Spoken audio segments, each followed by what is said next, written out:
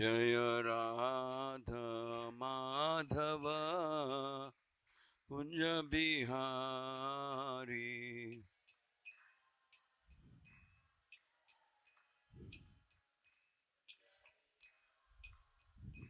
Jai Gopi Jan Vallabh Girivardhari.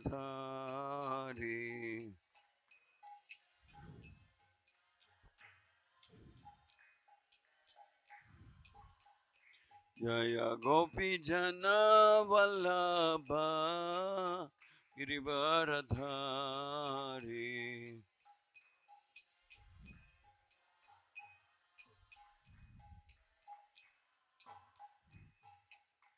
Yashodanandan Braj Jan Ranjan.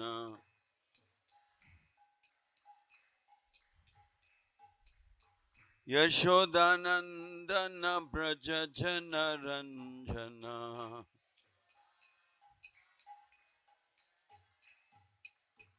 Yashodanandan Braj Jan Ranjan.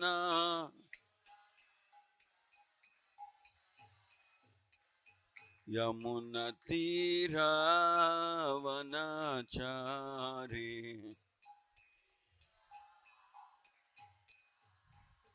Yamuna Tirah वनचारी।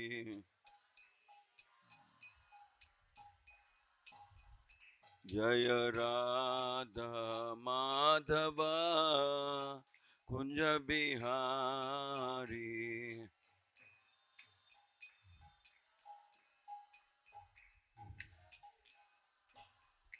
Jai Radha Madhav Kunj Bihari.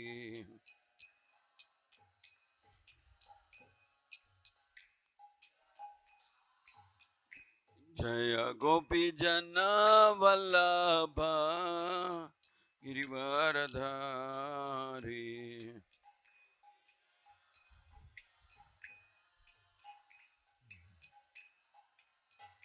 Jai Gopi Jan Vallabh Girivardhari.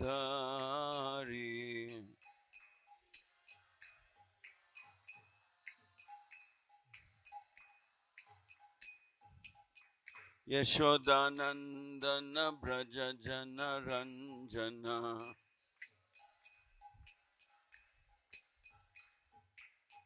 Yashodanandan Braj Jan Ranjan.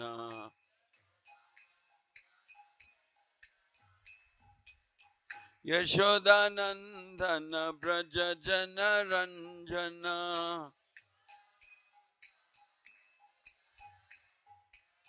Yashodanandan Braj Jan Ranjan.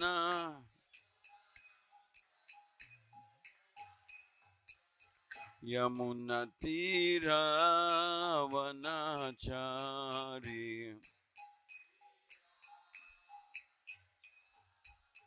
Yamuna Tirah वनचारी।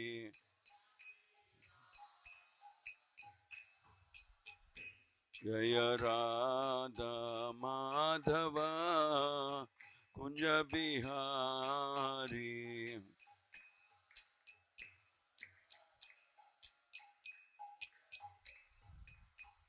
Jai Gopi Jan Vallabh Girivardhari.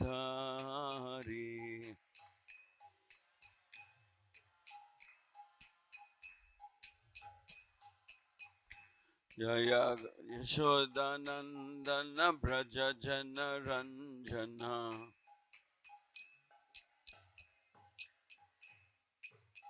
Yamuna Tirah वनचारी।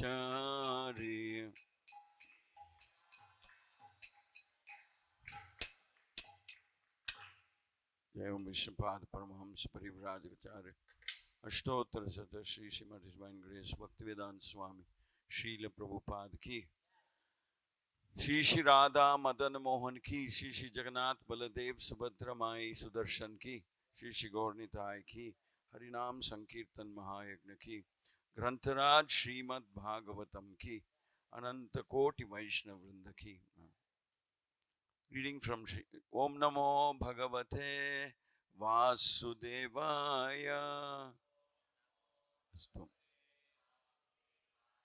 Om Namo Bhagavate Vasudevaya.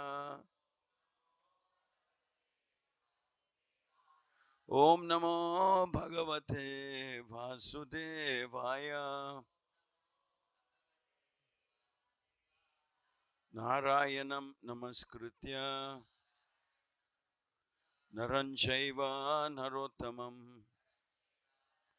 Devim Saraswatim Vyasam Tato Jayamudirayet Nashtaprayeshu Abhadreshu Nityam Bhagavata Sevaya Bhagavati Uttama Shloke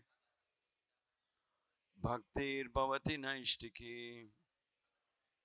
Reading from Srimad Bhagavatam, Canto 5, Chapter 26, text number 13. How many texts written? 13 only, no, today? Huh? Only 13.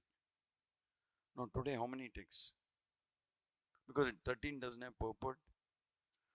14th also doesn't have purport. 15th has purport. Up to 15, 13 to 15. I will read the verses because they're in a text format. Yastvaiha va ugra pashun pakshino va pranata uparandhayati tam apakarunam purushader api vigharhitam amutra yamanuchara kumbhipake tapta taile uparandhayanti. Translation. For the maintenance of their bodies and the satisfaction of their tongues, cruel persons cook poor animals and birds alive. Such persons are condemned even by man-eaters. In their next lives, they are carried by the Yamadutas to the hell known as Kumbhipaka, where they are cooked in boiling oil.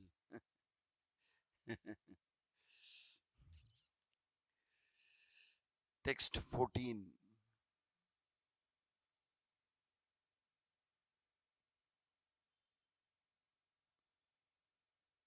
Okay.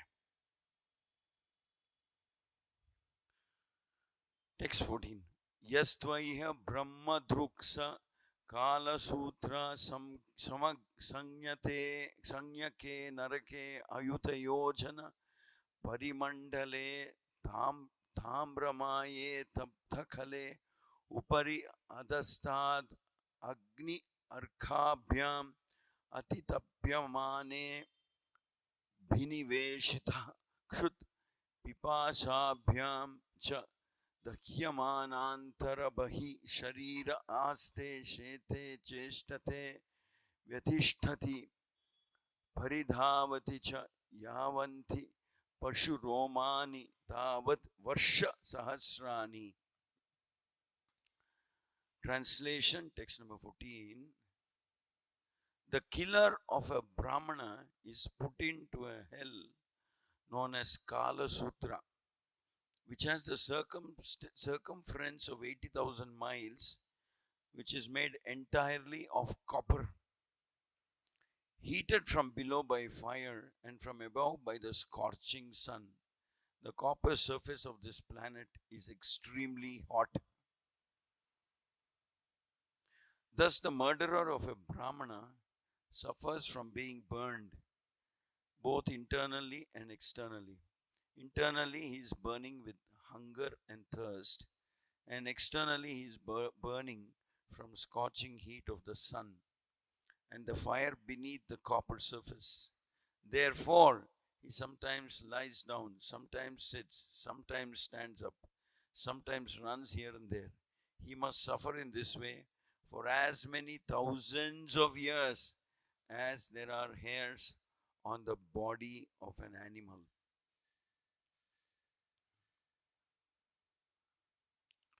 text 15.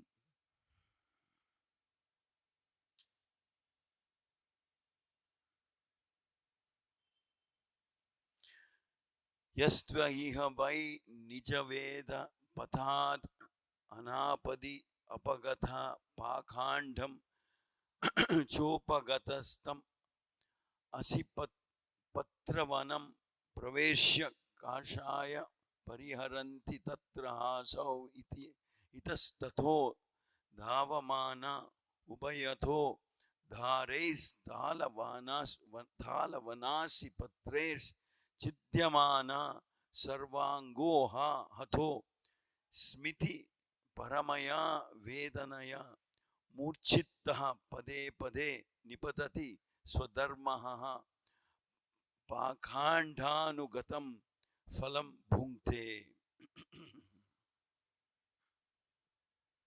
Word for word meaning, translation and purport by His Divine Grace A.C. Bhaktivedanta Swami Srila Prabhupada.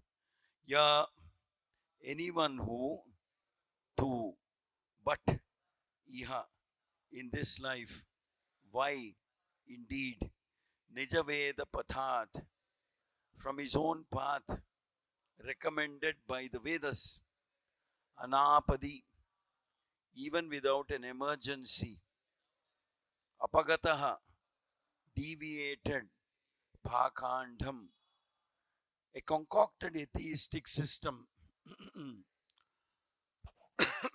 Cha, and Upagataha, gone to, Tam, him, Asipatravanam, the hell known as Asipatravana, Praveshya, making enter, Kashaya, with a whip, Praharanti, they beat, Tatra, there, Ha, certainly, Ashau,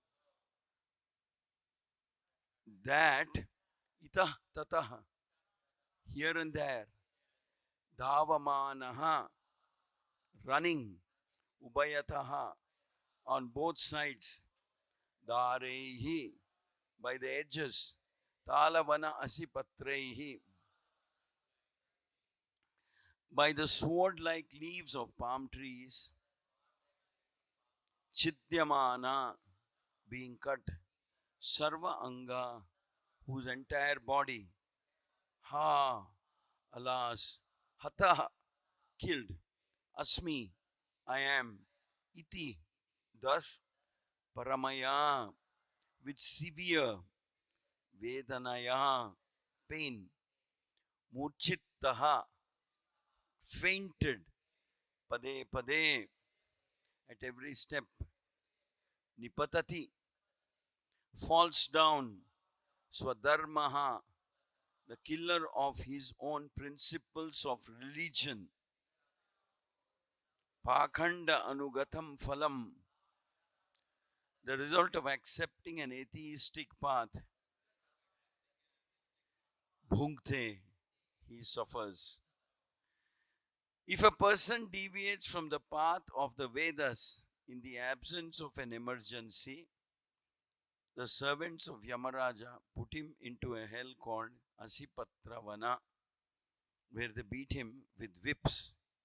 When he runs hither and thither, fleeing from the extreme pain on all sides, he runs into palm trees with leaves like sharpened swords, thus injured all over his body and fainting at every step. He cries out, "Oh, what shall I do now? How shall I be saved?" This is how one suffers. This is how one suffers who deviates from the accepted religious principles. Purport: there is actually only one religious principle, Dharmam tu Sakshat Bhagavat Pranitam. The only religious principle is to follow the orders of the Supreme Personality of Godhead. Unfortunately, especially in this age of Kali, everyone is an atheist. People do not even believe in God, want to speak of following His words. The words Nijaveda Patha can also mean one's own set of religious principles Formerly, there was only one Veda Patha or set of religious principles. Now there are many. It doesn't matter which set of religious principle one follows. The only injunction is that he must follow them strictly. An atheist or a Nastika is one who does not believe in the Vedas. However, even if one takes up a different system of religion according to this verse, he must follow religious principles he has accepted. Whether one is a Hindu or a Mohammedan or a Christian, he should follow his own religious principles. However, if one concocts his own religious path within his mind, or if one follows no religious principles at all, he is punished in the hell known as Asipatravana. In other words, a human being must follow some religious principles. If he does not follow any religious principles, he is no better than an animal. As Kali Yuga advances, people are becoming godless and taking up so-called secularism.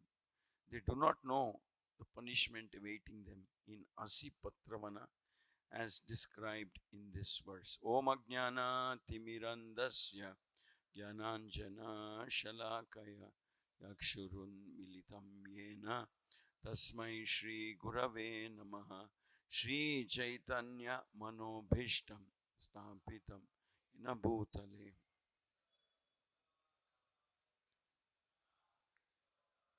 Vandeham Shri Guru Shri Yuta Padakamalam Shri Gurun Vaishnavamsya Shri Rupam Sagrajatam Sahagana Raghunatanvitam Tam Sajivam Sadvaitam Savadutam Parijana Saitam Shri Krishna Chaitanya Devam Shri Radha Krishna Padan Sahagana Lalita Shri Vishakan Vitamsya.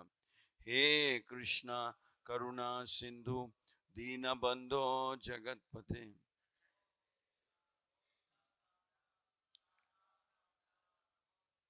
Tapta Kanchana Gaurangi Radhe Vrindavaneshwari.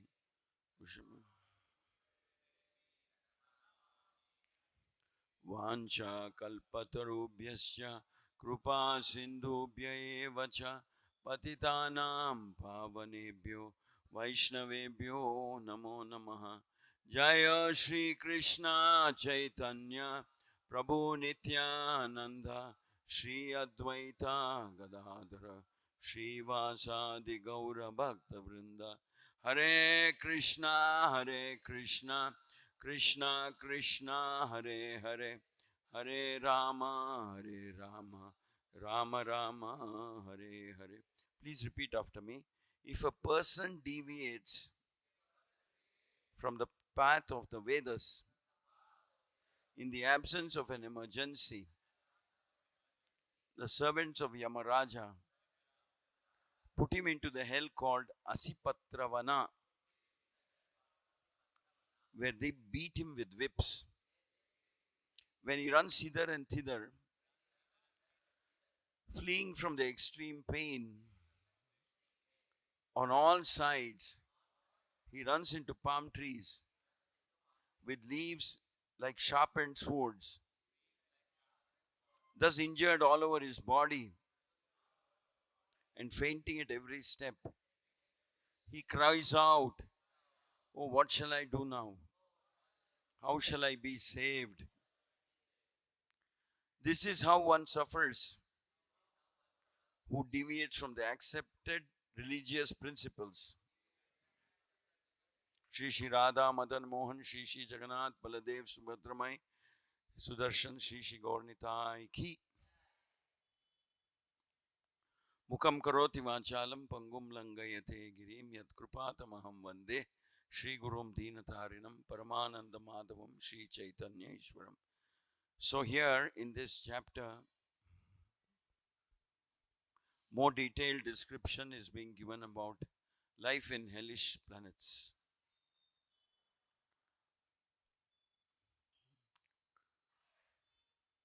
Not only life in hellish planets, there is also a detailed description about who becomes very eligible, qualified to go to hellish planets?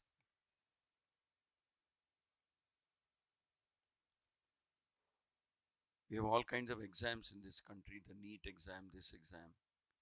This is actually the Niti exam. The Dharma Niti exam.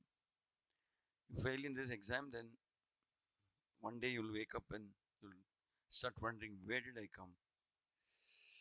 How did I land up here? So, the Lord has appointed Yamaraj and Yamadutas to maintain order, discipline, and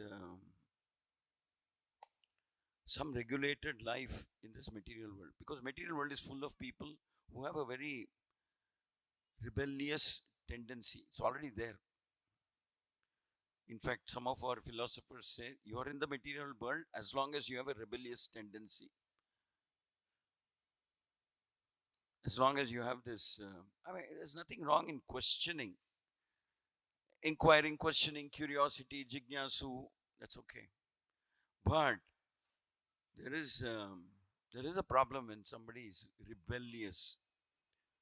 That means, why should I follow? That is their mood. I am free. I am a free man. Who is somebody sitting somewhere and trying to tell me what I should do and how I should run my life? So it is said that our material life extends as long as we have this seed of rebellious nature. Why should I follow? I am a free man. I can understand. Okay, so what? I'll take the consequences. I'm not worried like that. So as long as there is the seed of rebellious nature, or shall we say, as long as there is a seed of envious, rebellious nature, because these two go together, envy and rebellious nature, one's material life will be extended, directly proportional to the intensity of envy and intensity of rebellious nature. It's an antithesis of what we believe nowadays. The whole philosophy nowadays in, let's say, so-called secularism, hedonism, is that you enjoy. There's also that the equivalent, I think, the karma mimamsa philosophy. And some of the Charvaka and others, the atheistic munis have written, when you sit down to eat, make sure you get hot rice, nice ghee. It should be, everything should be soaked in the best of the ghee. Eat well. Don't bother what you have to do in order to eat like that. You have to cheat, you have to cheat, you have to betray, you have to steal, you have to do this, you have to. Eating has to happen properly. I mean, I'm not just focusing on the act of eating, the philosophy that don't bother where things come from, as long as you enjoy your birthright, don't worry. Something they will say, there is karma, there is that, don't bother about it. So there were atheistic philosophies in India also, in this country also. India is the mother of all philosophies. Later on, they came in different forms, the Freudism and this and that. But the basic analysis of a rebellious mind, rebellious nature, envious nature is done so nicely in Vedic scriptures. So, like I said, as long as one is envious or one is rebellious or one dislikes the idea of surrender to Guru, Krishna and Sadhu, Shastras, one's material life will be extended. So the whole process of sadhana that we practice, get up in the morning for Mangalarti and we glorify the Guru. Ande Guru Shri Charana Arvindam. We say, my dear Guru, I'm surrendering to your lotus feet. The whole process, for the first prayer we make is a prayer of surrender. I surrender to your lotus feet. I'm glorifying you. I am appreciating you. You're a great personality. You have saved me from Samsara dava nalalita loka, the fire that burns the material, a fire that is burning, raging in the material world, by providing shelter at your lotus feet. But then, even in the first paragraph of the Samsara Dava prayers, we can see that you want to be protected from the raging fire of the material world. You have to surrender to somebody, surrender to Guru, which means whether you like it or not, you're suppressing your rebellious and envious tendency. You're forcibly suppressing. Maybe forcibly initially, but then there is suppression of rebellious tendency, envious mindset, because you have to surrender. Then there is relief. Samsara davan alalida loka. Pranaya karunya ganaganat. So there is the torrential rain that will unleash and douse the fire of suffering of this material world if you surrender. Mande Guru Shri Charanarvindam. So you surrender. So that is the underlying principle between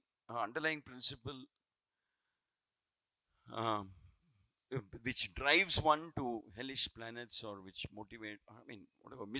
misleads one to hellish conditions, is rebellious nature. There's nothing wrong to be ambitious, nothing wrong to be you seek power, name, nothing, as long as you're doing it within the framework of dharma. That's how some people become devatas, Gandharvas, Yakshas. So they become, because they have this very strong desire to control, to rule, to become famous, to become powerful, to float around in the sky in their own airplanes, to have beautiful wives and family, unaccountable wealth, etc. But they understand that we have to try and achieve this within the framework of dharma, and they are called suras. Sura means the divine quality, and then they become devatas. They become really powerful. Indra was phenomenally powerful. So was Brahma. Brahma is a secondary source of creation.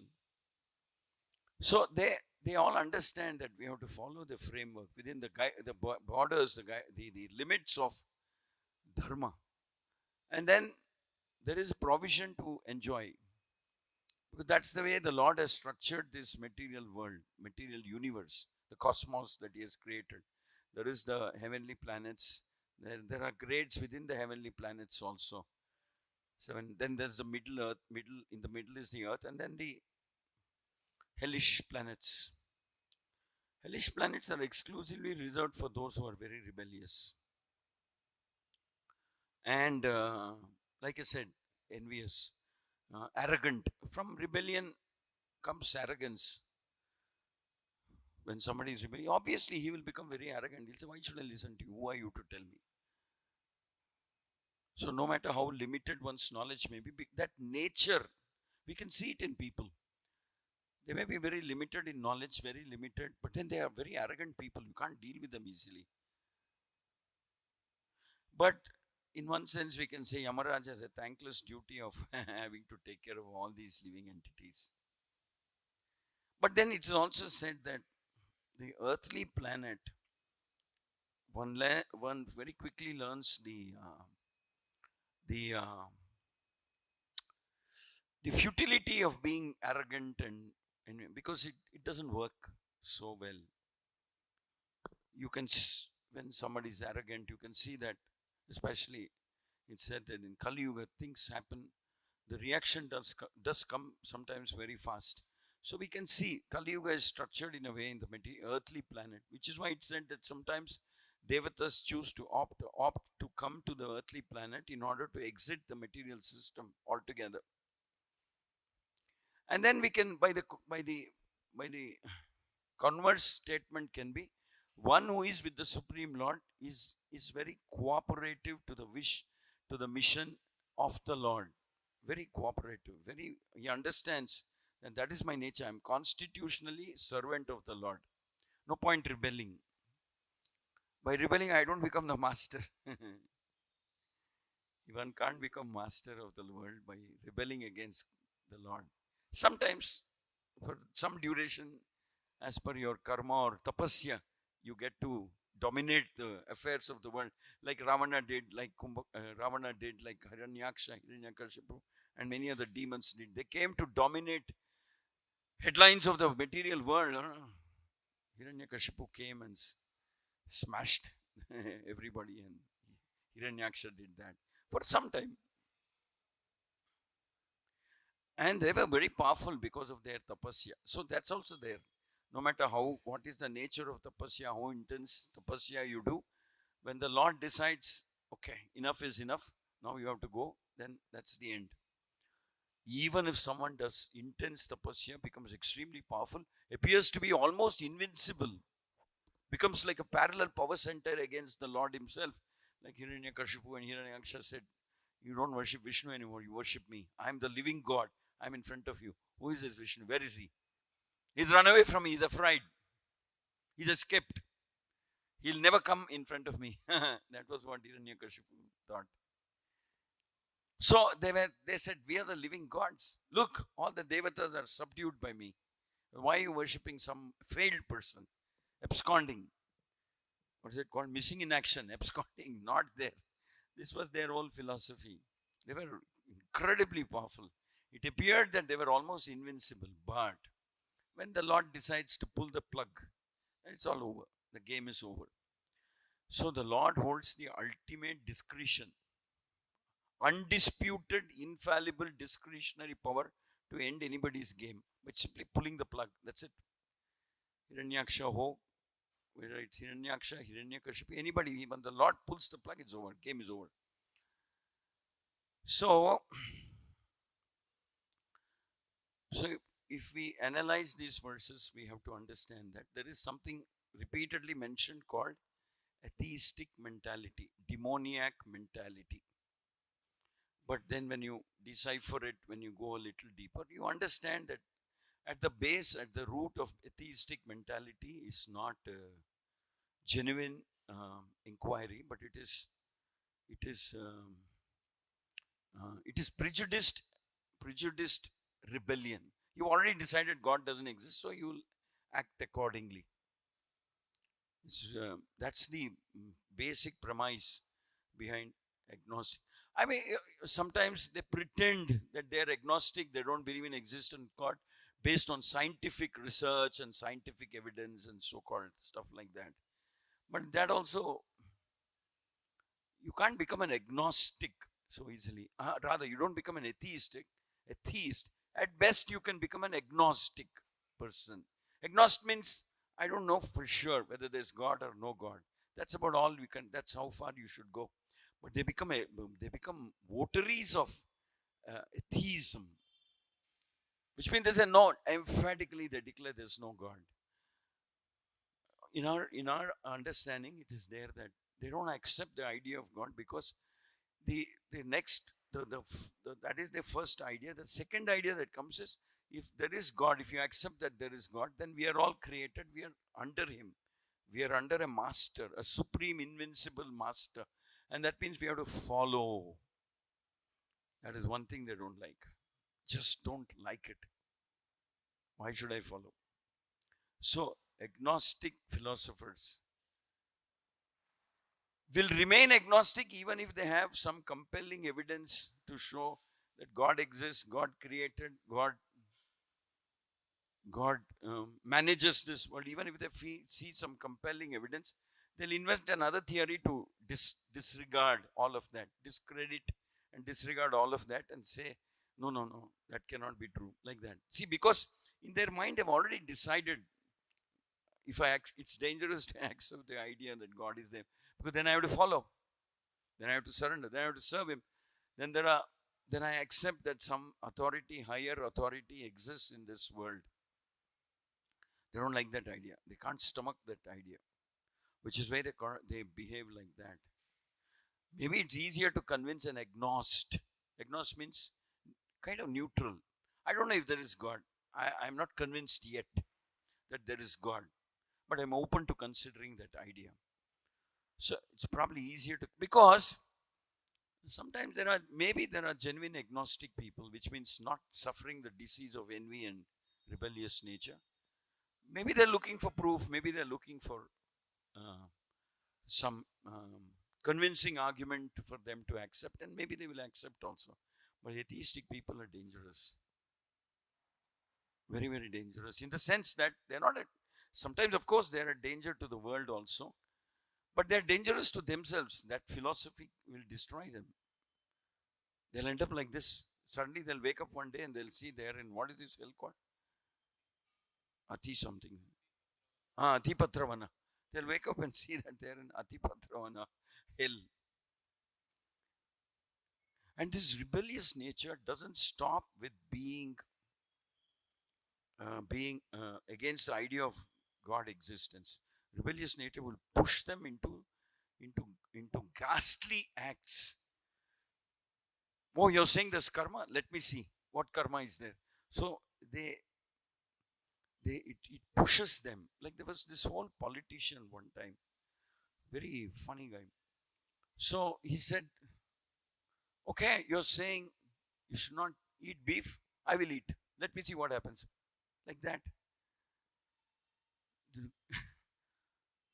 So he went to some state where there's widespread eating of meat and participated in a whole event where they killed a lamb, this young cow, and ate beef. He said, let me see what will happen. What will happen? What happened? Nothing happened. I ate. I'm still living. I'm okay. Like that. But that's, the universal system of retribution and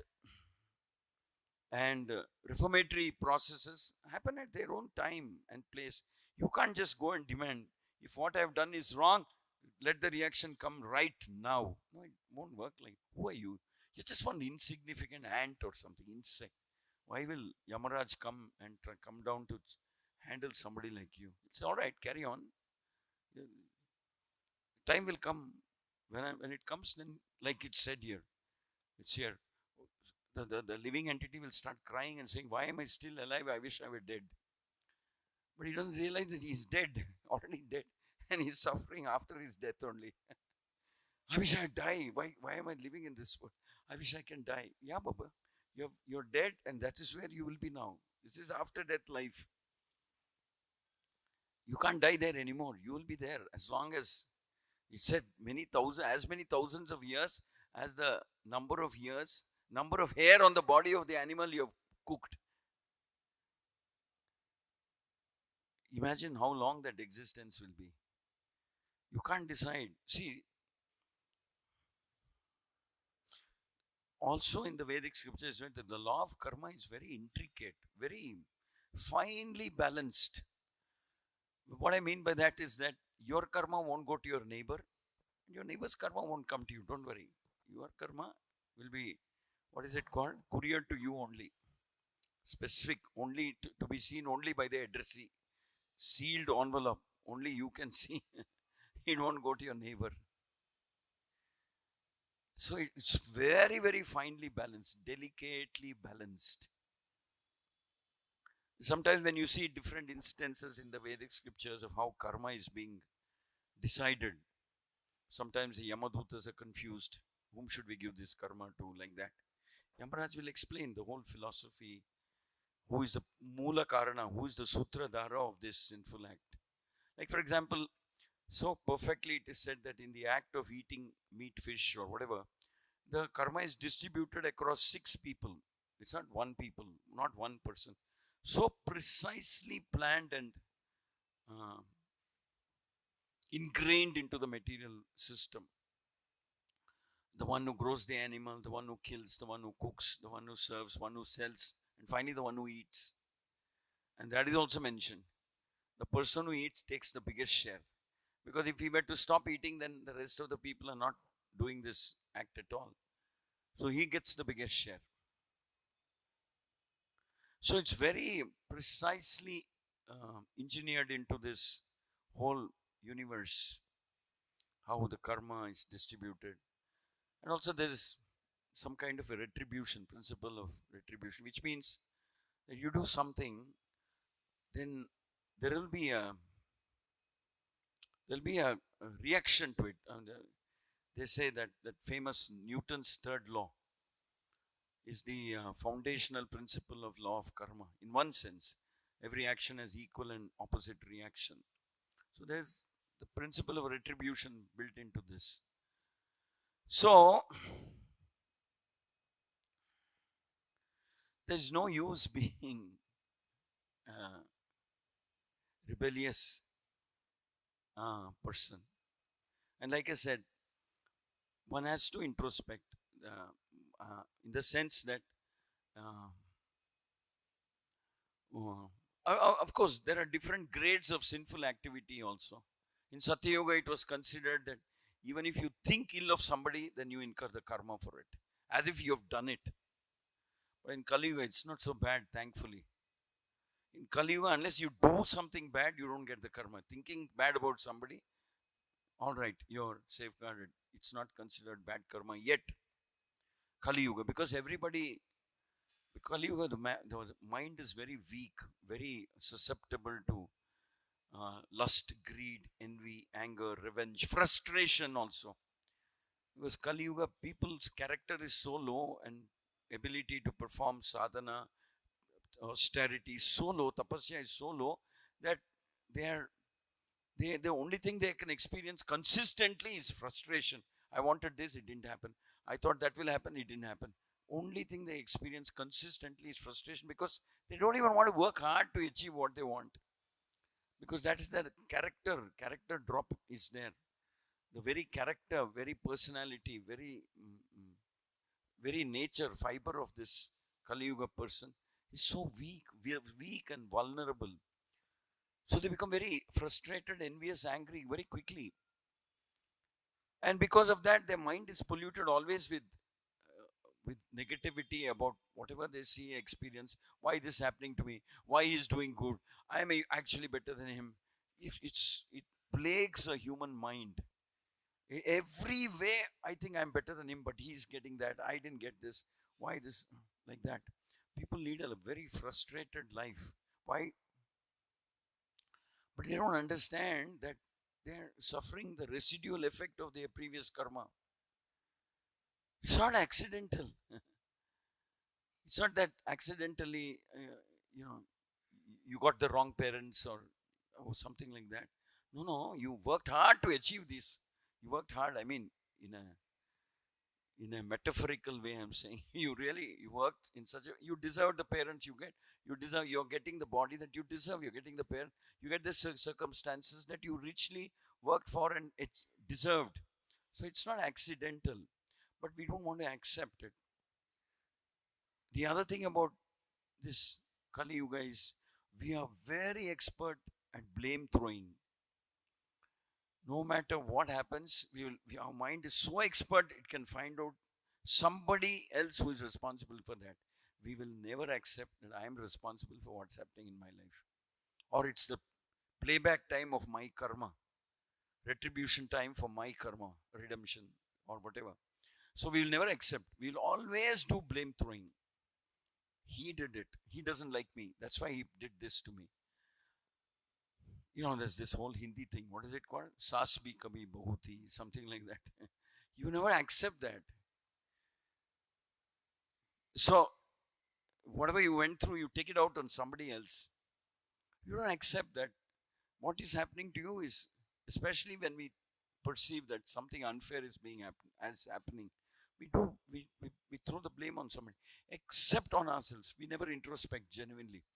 Very difficult for a person to introspect unless he's made to sit down and say, look at what you've done. This is what you deserve. You did this. It takes a long time for them. Even then, they will turn around and say he's envious of me because I'm successful. That's why he's telling me that I'm wrong. We just don't accept. We have a huge, like the Great Wall of China, blocking us from introspecting genuinely. So we love to throw blame. We love to blame everybody else except ourselves for what's happening in our life. But whereas everybody else is just marginal collateral actors and you are the one who's responsible. So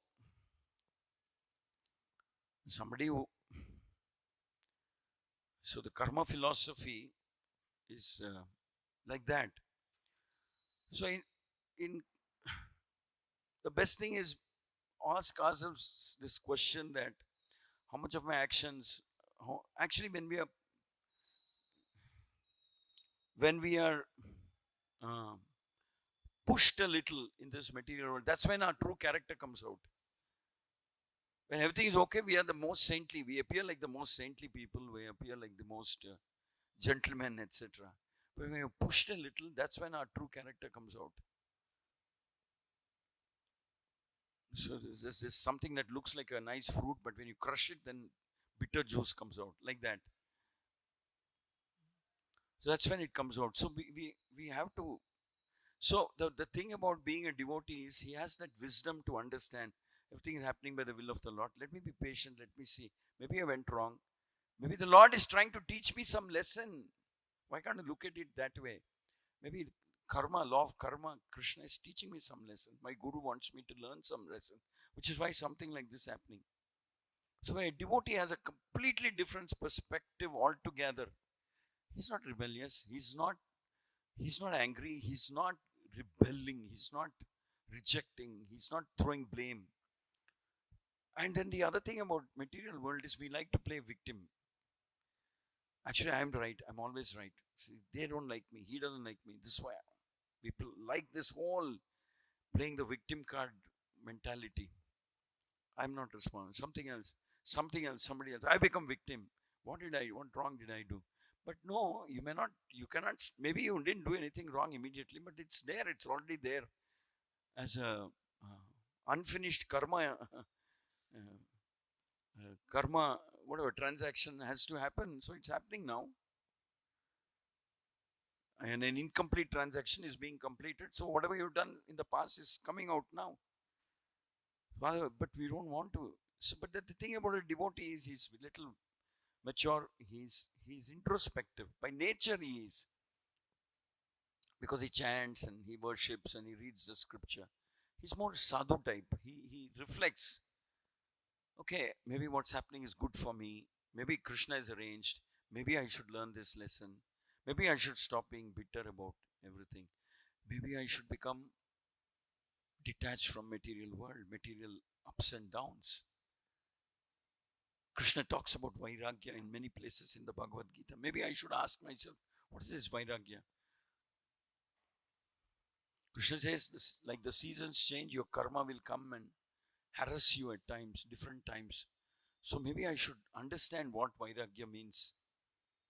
So a devotee introspects, a devotee is careful. A devotee thinks that I'm surrounded by my well-wishers, my friends, my guru, the scripture, Krishna. They never mean any harm to me. They're always there for me. I'm lucky to be surrounded by devotees, by scripture, by guru, by Vaishnavas, by acharyas, by sadhus and their example in the scriptures and Krishna himself. So they won't do anything wrong. They like me. They like Krishna likes, so Vaishnavas like each other. They care for me. They like each other. We like each other. We care for each other. We help each other. So devotees feel, then they see, okay, so here is, if someone is coming up to me and telling me something, then I'll take it that it's friendly advice. It's not, it's friendly advice for my benefit. But in the case of envious people, in the case of those who are very, very engrossed materially, if someone comes and advises them, they take it the wrong way. Completely the wrong way. Like Vidura would go and advise Dhritarashtra.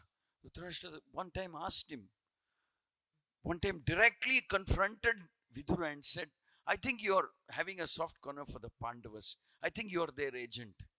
You're getting salary from me. You're being maintained by me, but you're loyal to the Pandavas. That's why you're speaking like this. That's why you cannot see anything nice or good in my son Duryodhana. You're always finding faults in him. That's why you always glorify Yudhishthira and not Duryodhana. What mistake has Duryodhana done? It's just that he's a little more ambitious. What's wrong in being ambitious? That's the dharma of a Kshatriya. Like that he castigates Vidura so much that I think you're a betrayer. Like that he says. Vidura goes away, he packs his bags and goes away. The very moment he says, I tried my best to teach you, but you're victim of your putra vyamoha type of a disease. You're beyond listening. You're not listening. You're not reasoning. You don't listen. You don't reason. You don't introspect. You don't verify. I mean, it's like, I don't want to waste my time sitting here with you. Now it's become clear that you're a hopeless case. And you're not the friend, you're the worst enemy of Duryodhana. He says and goes away. He just packs his bag, gets onto his chariot and goes away to the Pandavas. Pandavas is so surprised. He says, Uncle Vidura, you have come. And then Vidura narrates what happened. How he was banished by these bitter words from Dhritarashtra, who called him a betrayer. But then there's some small little trace of repentance on the part of Dhritarashtra. So Dhritarashtra wakes up next morning and he has a very tormented night. Next morning he gets up and calls his servant and says, you know where Vidura has gone? They say, yes, we know where he has gone. Where he would have gone? He'd gone to the Pandavas' camp. Please go and apologize to him and bring him. Tell him to come back. Tell him that I ordered and bring him back. So the charioteer goes to Vidura and he says, the king wants you back. And Vidura says, oh, really? Yesterday night he didn't want me. Today morning he wants me back. That's interesting. And what triggered the change? But nevertheless, see, Vidura is a gentleman. Very sweet, soft-hearted gentleman. Very gentle person. He says, all right, if the king has commanded, I cannot go against his word. He's my elder brother, but he's also the king. He has commanded, I can't go against his word. So if he has commanded, then I have to go. So he comes back. And Dhritarashtra, after he comes back, apologizes and says, see, I may or may not be able to follow everything that you say. But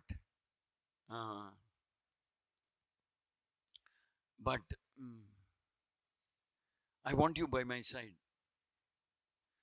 And I want you to continue to talk. And he try to instruct me, maybe one day, by your talk, I will get over this attachment that I have, delusion that I am suffering from. So don't ever go away. Sometimes I may say bitter words, but that's out of my frustration because I'm not able to balance my affection for my son with the call of the duty as a king and dharma. I'm not able to balance. I get carried away by this emotion of being the father. That becomes overpowering. It's not because I don't like you. It's because this has become overpowering. So don't ever suspect me. Like that, he pacifies Vidura and keeps Vidura. So at least some introspection was there on the part of Dhritarashtra. So we get out of the clutches of cycle of birth and death, or rather cycle of suffering, when we introspect, when we ask this question to ourselves. You know, why are things happening the way they're happening? Who is God? Who is Krishna? So we ask questions and we seek answers from, only when we seek answers from Guru, Sadhu, Shastra, there is liberation from material suffering, from hellish planets. And the thing about being envious of the Lord or being rebellious is, we can't draw a line after some time. We'll keep degrading. It's not that, okay, I'll be little, I'll only do this one sin and then that's it. No, it won't work like that. Once you've crossed the line, you get sucked into a whirlpool of more and more intricate, more and more complex sinful activities. To save yourself from one sin, you will do 100. To save yourself like that. Like they say, to save your, to cover one lie, you have to tell 100 lies. The same thing happens.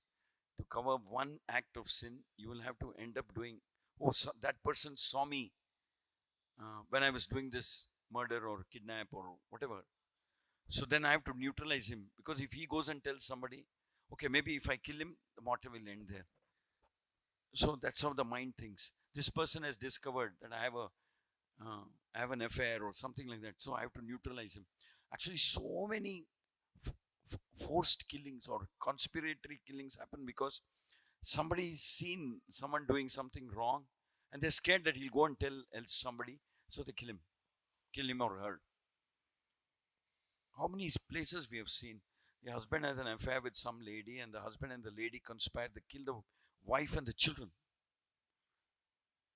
because they have become a disturbance in life. So you can't stop. Once you cross the line of dharma, it's a chakra vyuha. It's like that. It sucks you in until finally you will also wake up one day in this kind of a hellish planets, Asipatramana or something, or Raurava. Oh no, what are the other hellish planets? Kumbhipaka. So there's Kumbhipaka, then Rauravana, like that.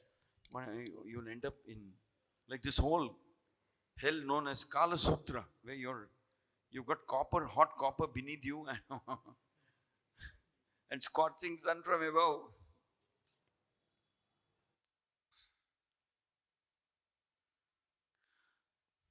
So we should have, like Dhritarashtra had Vidura, we should always have Guru, Sadhu, Shastra in our life.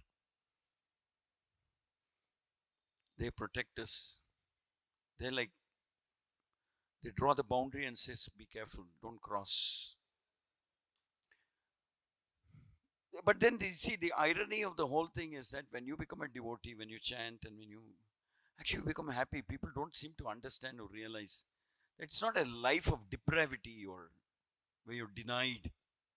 No, you're happy, you're peaceful, you're relaxed, you're so blissful. The kind of bliss and happiness that you can never experience by doing something illegal or amorous. No matter how expert you are at trying to cover up what you're doing, that guilt is there, that pain is there in the heart. But when you're dharmic, it's better. The big fear factor is removed from your mind and heart because you're dharmic. With dharma comes protection. With dharma comes peace.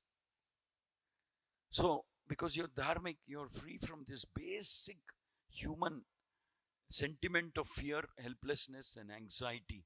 Fear of the unknown, fear of tomorrow, fear. Because you're dharmic. So, that's how. So, you can't say that I'll cross the line once and I'll come back and cross the line a little bit. And no, that's chakra vyuha. You'll get sucked. So, better to stay within the boundaries of dharma. Though, in the short run, it may appear difficult. It may appear that I have to admit I did a mistake and face the whatever consequences of that. It's better, it's easier to face the consequences than try to become more adharmic by trying to cover up whatever adharma you've already done.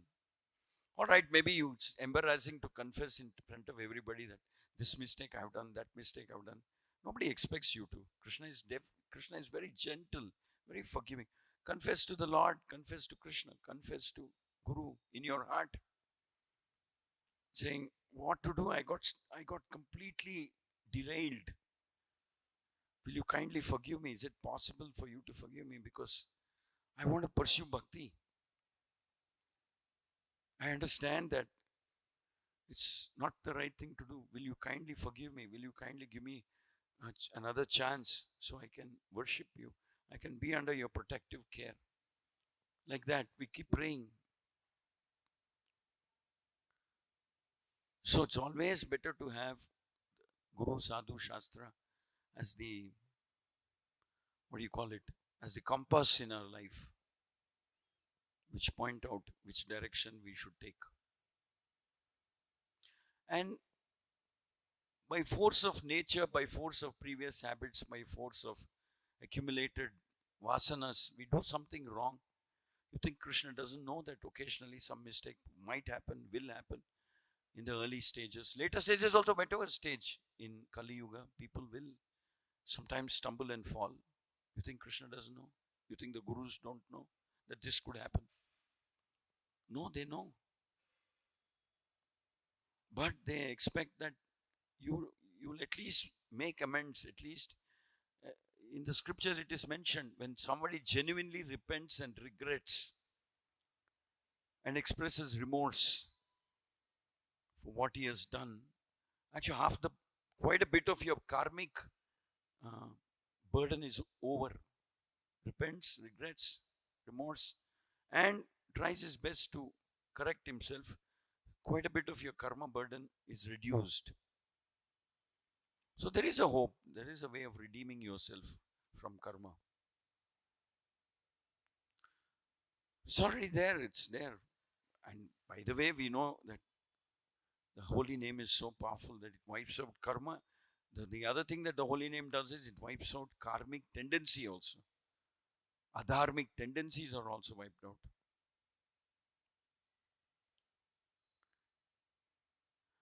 So that's how we have to understand these descriptions of hellish planets.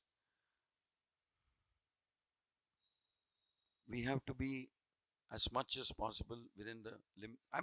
No, as much as we should be within the limits of dharma, boundaries of dharma. But it's said here, exceptional situations, then something wrong, maybe you can say, like that sage. He was asked, did anybody come here and hide? He said, yes, they came in here and hide. They've hidden, they're hiding here. But Dharma Shastras say maybe he shouldn't have done that. So they get caught and killed or something, those whoever came to hide in his ashram. Maybe he shouldn't have done that. So exceptional pressure points are there, then maybe some adjustment is possible. But not under normal circumstances. It's mentioned in the scriptures that there is a king and he has a wife and he doesn't beget children through and he dies. And it's mentioned that the king who died, his wife is there, they don't have a progeny. Then his brother, if he has any brother, he can marry that lady like that. So they are exceptions. And they are also discussed. But then exceptions based on time, place, circumstances are given by Guru Sadhu and Shastra. It's safest like that to be under the scriptural boundaries. Okay. Thank you very much. Hare Krishna. Any questions or comments?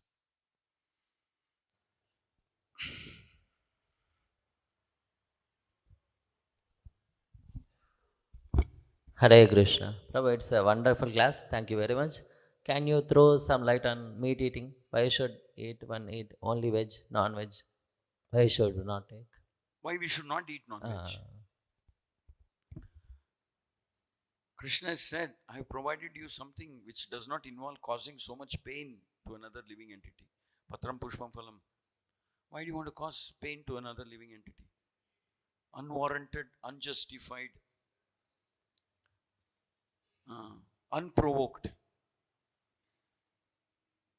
unnecessary. Why do you want to cause so much pain?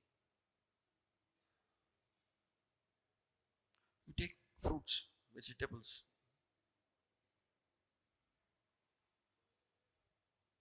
So that's the basic premise. Krishna has given us something. Every living entity has its own natural food. One big fish will eat a smaller fish. That's okay. That's in the ocean. But here, we grow rice, we grow paddy, we grow this, we grow fruits, we grow vegetables. And that's our food. A man is expected to be responsible. He should be carrying the principle of daya, compassion, gentleness, maturity. Why should I kill when I get something to eat without having to kill? Unprovoked, unnecessary killing. And it's so clearly mentioned here, simply for the purpose of the tongue. Because it tastes good maybe, I don't know.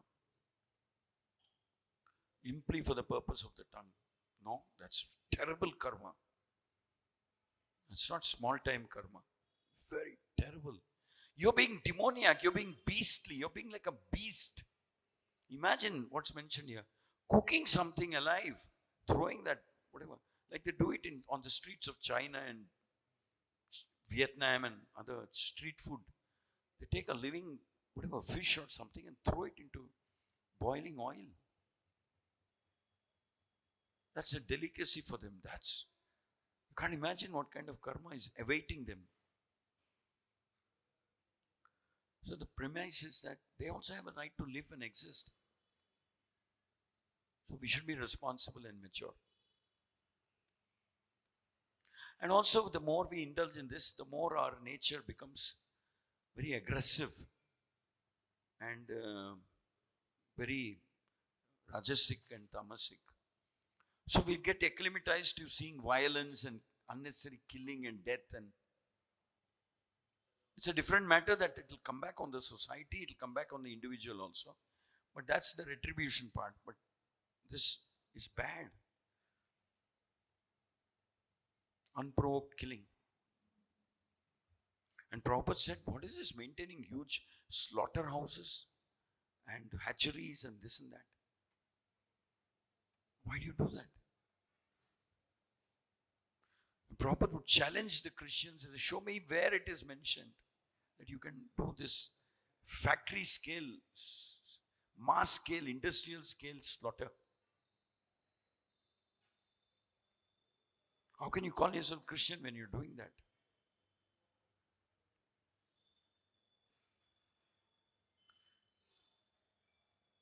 Okay. So the basic premise is when you can sustain your livelihood, your life, society, by not indulging in violence, unnecessary, unprovoked violence, on innocent poor creatures. Why you're choosing violence? Okay. Any other question? Yes, Prabhu. Hare Krishna, Prabhuji. In purport of this verse, Prabhupada writes that everybody should follow their own religious principles, like Christian and Muslim and Hindus. And also, he gives in the last of the purport that people are following so-called secularism, and they're going to go to hell. Like this he writes. But secularism also promotes that everybody can follow their own religion. So Prabhupada is also saying everybody should follow their own religion, and secularism also means same thing. Then why Prabhupada is saying that secular people will go to hell? Okay. So secularism means give respect to all people to follow their respective religion. And their respective religion. See, I'll tell you, the problem with secularism is that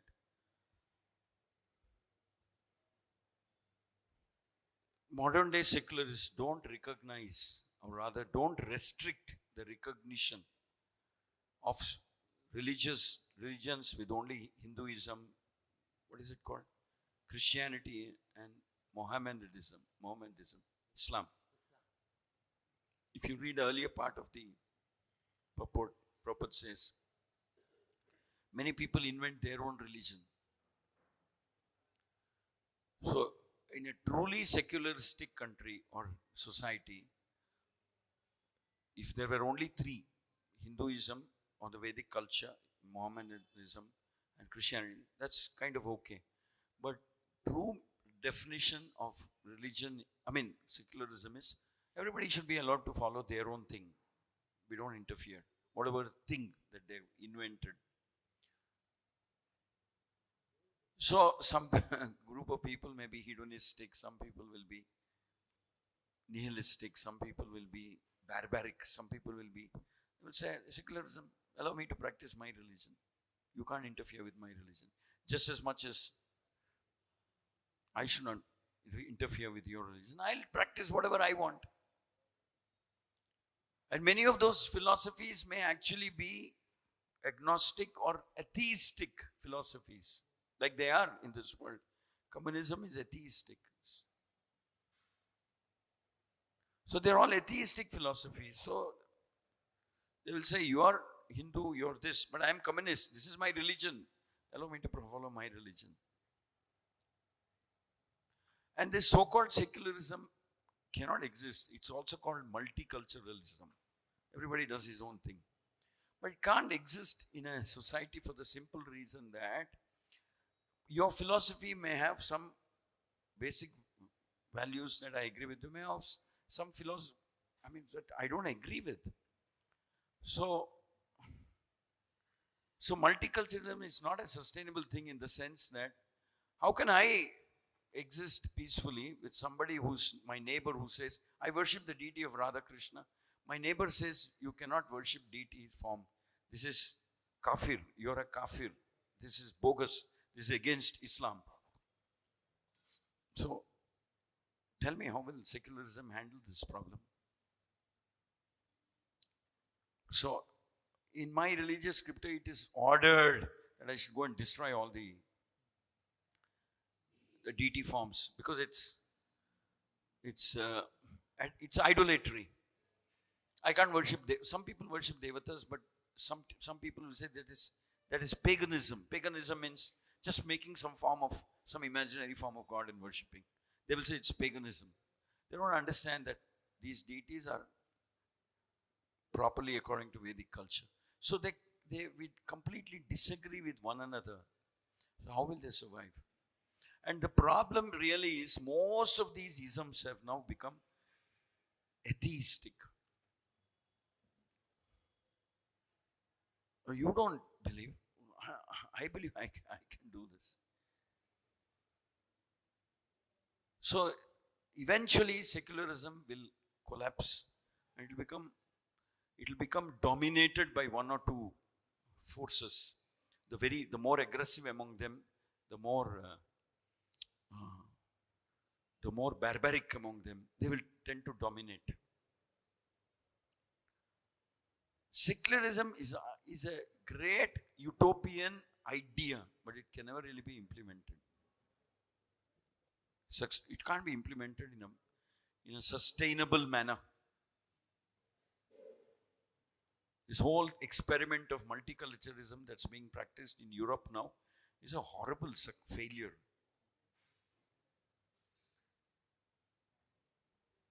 Like, for example, in the Western society, they have this whole problem that Christianity allows women to play multiple roles in the society. Islamic, they don't. They're completely against it. Completely against it. Women don't have voting rights. They can't drive. They can't step out. They can't show their face, etc. So there's a huge clash that's going on. But because they think that this is multiculturalism, secularism, I respect your religion, you respect mine. So there are attacks on women. There are concerts where women are singing, women are dancing, women are jumping, women are drinking, etc. They'll go and bomb that place. They've done that innumerable number of times. So how will you reconcile? So if secularism is indeed restricted to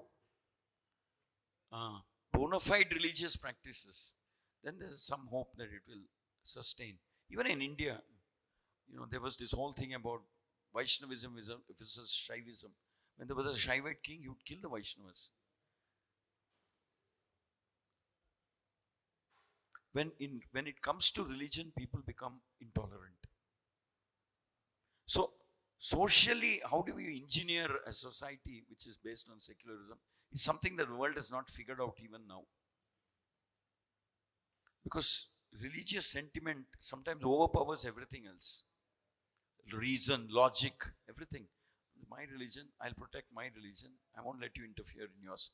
Then that guy will say, that's my philosophy. I can't allow in my neighborhood somebody worshipping a form of a deity. What will my children learn? My children will learn that it's okay to worship deity form. That's idolatry. So it won't sustain. But like it's being pointed out here, eventually, there is a domino force theory.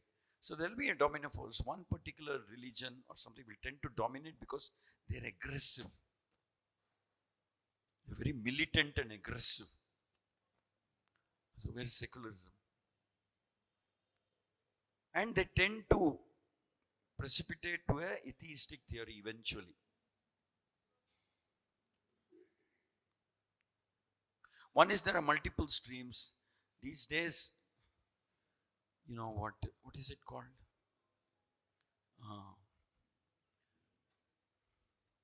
It's not just that Among Christianity itself, there are maybe 100 different denominations. Among Islam also, there are many denominations. Among Hindus, we already know that. So it's like, how do you balance?